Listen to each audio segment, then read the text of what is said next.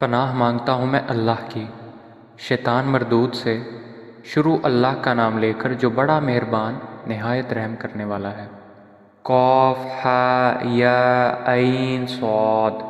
یہ تمہارے پروردگار کی مہربانی کا بیان ہے جو اس نے اپنے بندے زکریا پر کی تھی جب انہوں نے اپنے پروردگار کو دبی آواز سے پکارا اور کہا کہ اے میرے پروردگار، میری ہڈیاں بڑھاپے کے سبب کمزور ہو گئی ہیں اور سر ہے کہ بڑھاپے کی وجہ سے شعلہ مارنے لگا ہے، اور اے میرے پروردگار، میں تجھ سے مانگ کر کبھی محروم نہیں رہا، اور میں اپنے بعد اپنے بھائی بندوں سے ڈرتا ہوں، اور میری بیوی بانجھ ہے۔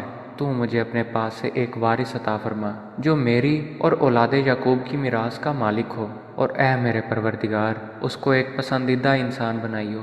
اے زکریا، ہم تم کو ایک لڑکے کی بشارت دیتے ہیں جس کا نام یحییٰ ہے۔ اس سے پہلے ہم نے اس نام کا کوئی شخص پیدا نہیں کیا۔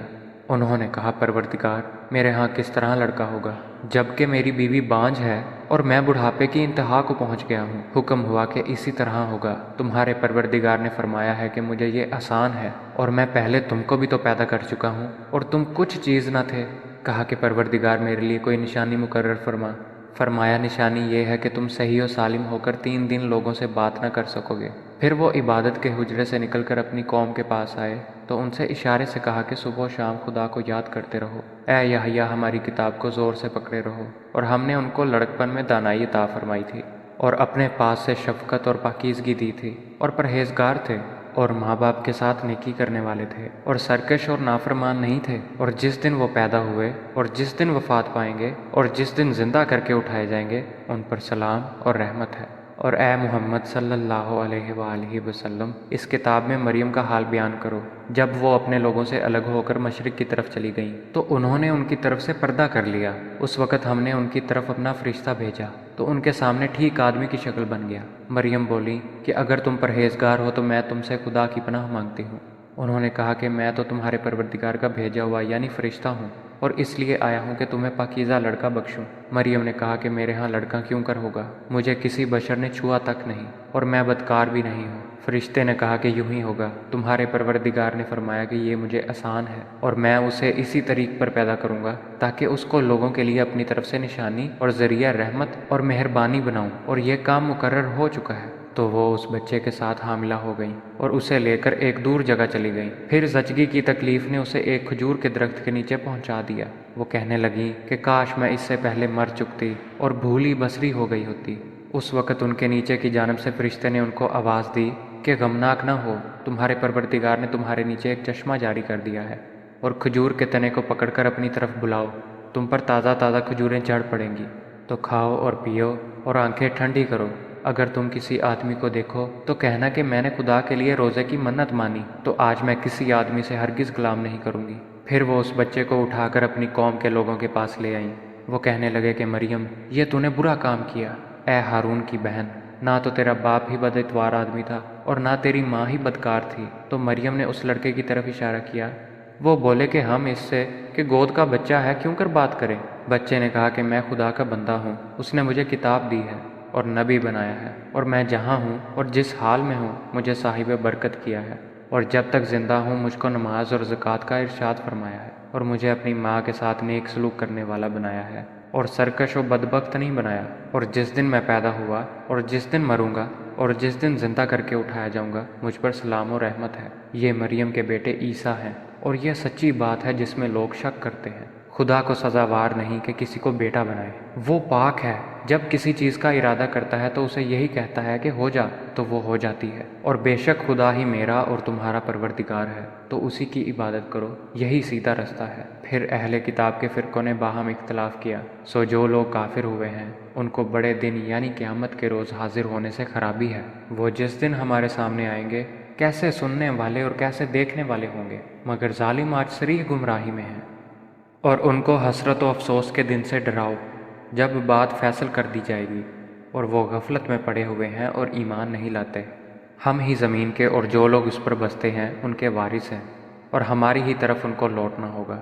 اور کتاب میں ابراہیم کو یاد کرو، بے شک وہ نہایت سچے پیغمبر تھے۔ جب انہوں نے اپنے باپ سے کہا کہ ابا، آپ ایسی چیزوں کو کیوں پوچھتے ہیں جو نہ سنیں اور نہ دیکھیں اور نہ آپ کے کچھ کام آ سکیں؟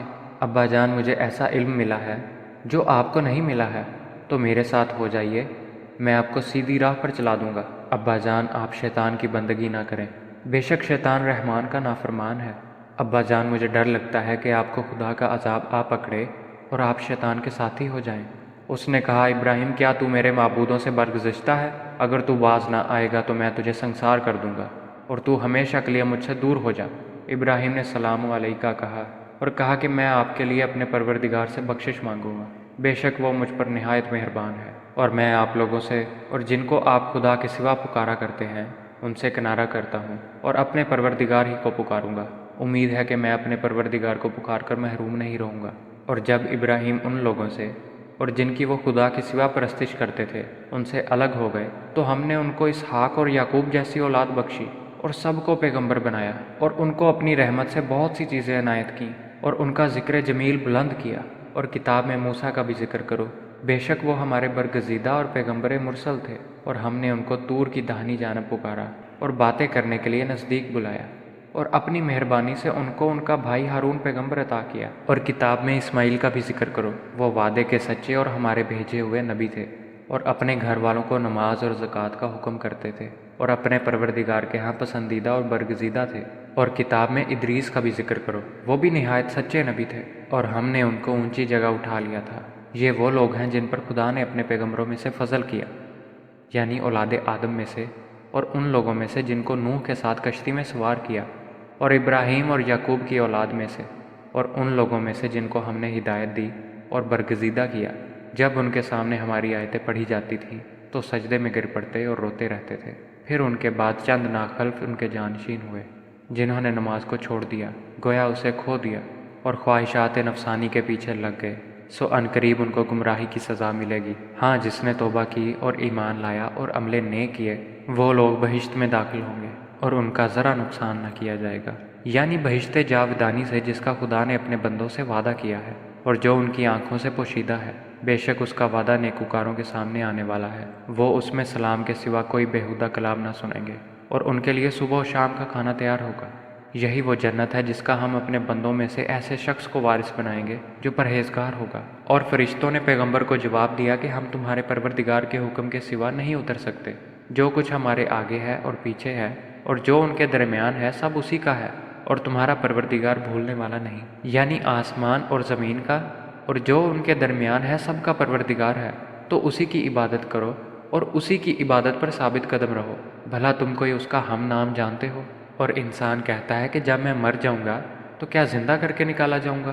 کیا انسان یاد نہیں کرتا کہ ہم نے اس کو پہلے بھی پیدا کیا تھا اور وہ کچھ بھی چیز نہ تھا؟ تمہارے پروردگار کی قسم، ہم ان کو جمع کریں گے اور شیطانوں کو بھی، پھر ان سب کو جہنم کے گرد حاضر کریں گے اور وہ گھٹنوں پر گرے ہوئے ہوں گے۔ پھر ہر جماعت میں سے ہم ایسے لوگوں کو کھینچ نکالیں گے جو خدا سے سخت سرکشی کرتے تھے، اور ہم ان لوگوں سے خوب واقف ہیں جو ان میں داخل ہونے کے زیادہ لائق ہیں۔ اور تم میں کوئی شخص نہیں مگر اسے اس پر گزرنا ہوگا، یہ تمہارے پروردگار پر لازم اور مقرر ہے۔ پھر ہم پرہیزگاروں کو نجات دیں گے اور ظالموں کو اس میں گھٹنوں کے بل پڑا ہوا چھوڑ دیں گے۔ اور جب ان لوگوں کے سامنے ہماری آیتیں پڑھی جاتی ہیں تو جو کافر ہیں وہ مومنوں سے کہتے ہیں کہ دونوں فریق میں سے مکان کس کے اچھے اور مجلسیں کس کی بہتر ہیں، اور ہم نے ان سے پہلے بہت سی امتیں ہلاک کر دیں، وہ لوگ ان سے ٹھاٹھ اور نمود میں کہیں اچھے تھے۔ کہہ دو کہ جو شخص گمراہی میں پڑا ہوا ہے خدا اس کو آہستہ آہستہ مہلت دیے جاتا ہے، یہاں تک کہ جب اس چیز کو دیکھ لیں گے جس کا ان سے وعدہ کیا جاتا ہے، خواہ عذاب اور خواہ قیامت، تو اس وقت جان لیں گے کہ مکان کس کا برا ہے اور لشکر کس کا کمزور ہے۔ اور جو لوگ ہدایت یاب ہیں خدا ان کو زیادہ ہدایت دیتا ہے، اور نیکیاں جو باقی رہنے والی ہیں وہ تمہارے پروردگار کے صلے کے لحاظ سے خوب اور انجام کے اعتبار سے بہتر ہے۔ بھلا تم نے اس شخص کو دیکھا جس نے ہماری آیتوں سے کفر کیا اور کہنے لگا کہ اگر میں ازسر نو زندہ ہوا بھی تو یہی مال اور اولاد مجھے وہاں ملے گا؟ کیا اس نے غیب کی خبر پا لی ہے یا خدا کے یہاں سے عہد لے لیا ہے؟ ہرگز نہیں، یہ جو کچھ کہتا ہے ہم اس کو لکھتے جاتے اور اس کے لیے آہستہ آہستہ عذاب بڑھاتے جاتے ہیں، اور جو چیزیں یہ بتاتا ہے ان کے ہم وارث ہوں گے، اور یہ اکیلا ہمارے سامنے آئے گا۔ اور ان لوگوں نے خدا کے سوا اور معبود بنا لیے ہیں تاکہ وہ ان کے لیے موجب عزت و مدد ہوں، ہرگز نہیں، وہ معبودان باطل ان کی پرستی سے انکار کریں گے اور ان کے دشمن و مخالف ہوں گے۔ کیا تم نے نہیں دیکھا کہ ہم نے شیطانوں کو کافروں پر چھوڑ رکھا ہے کہ وہ ان کو خوب اکساتے رہتے ہیں؟ تو تم ان پر عذاب کے لیے جلدی نہ کرو، اور ہم تو ان کے لیے دن شمار کر رہے ہیں۔ جس روز ہم پرہیزگاروں کو خدا کے سامنے بطور مہمان جمع کریں گے اور گنہگاروں کو دوزخ کی طرف پیاسے ہانک لے جائیں گے، تو لوگ کسی کی سفارش کا اختیار نہ رکھیں گے مگر جس نے خدا سے اقرار لیا ہو، اور کہتے ہیں کہ خدا بیٹا رکھتا ہے۔ ایسا کہنے والو، یہ تو تم بری بات زبان پر لائے ہو۔ قریب ہے کہ اس افطرا سے آسمان پھٹ پڑے اور زمین شک ہو جائے اور پہاڑ پارا پارا ہو کر گر پڑے کہ انہوں نے خدا کے لیے بیٹا تجویز کیا، اور خدا کو شایع نہیں کہ کسی کو بیٹا بنائے۔ تمام شخص جو آسمانوں اور زمین میں ہیں سب خدا کے روبرو بندے ہو کر آئیں گے۔